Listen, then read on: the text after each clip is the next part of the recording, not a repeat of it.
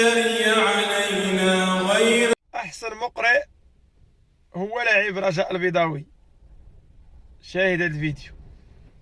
السلام عليكم ورحمة الله وبركاته إخواني وأخواتي الكرام. كما كتشوفوا اليوم نهار زوين، الشتا صابة كما كتشوفوا هانتوما. دابا كاين في السيارة الشتا كتصب، يعني خيط من السماء، اللهم بارك.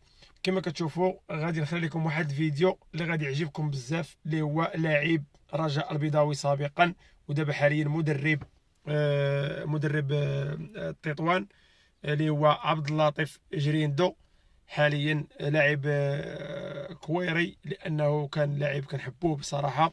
الرجاء البيضاوي كان كيلعب فيها، كان كيعطي سميتو داكشي اللي عنده في الرجاء البيضاوي. دابا حاليا كيدرب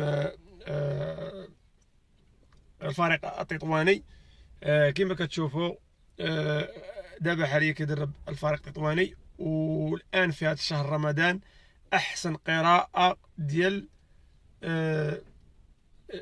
نقولوا المقرئ عبد اللطيف جريندو اللي غتشوفوا حاليا. خليكم في هذا الفيديو. وواحد الاشاره لعبد اللطيف جريندو. بصراحه شنو نقول لكم، ما عارفش كيفاش نعبر، لانه دابا حاليا القراءه ديالو وزائد كيصلي التراويح في الجامع بالناس، يعني هذا خير كثير عند الله سبحانه وتعالى. المهم نخليكم الفيديو، ما تنساوش تبارطاجوا هذا الفيديو وديروا لي جيم ولي لايك لما لا، باش حنا دائما نجيبوا الجديد. ونقول لكم مبروك عواشركم، وكاع اللي كيبارطاجي الفيديو ديال اشرف تيفي تحياتي ليه، واللي ما كيبارطاجي حتى هو تحياتي ليه، وشكرا لكم. المهم نخليكم مع الفيديو.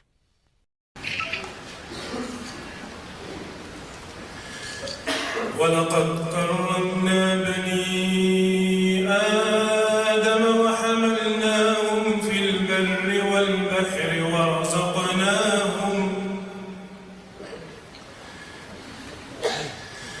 ورزقناهم من الطيبات وفضلناهم على كثير ممن خلقنا تفضيلا.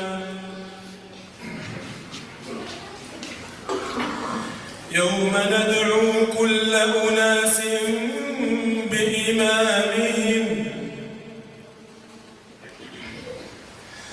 فمن أوتي كتابه بيمينه فأولئك يقرؤون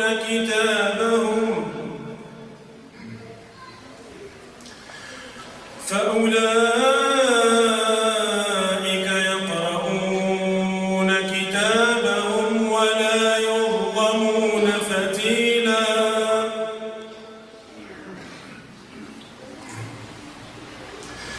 ومن كان في هذه أعمى فهو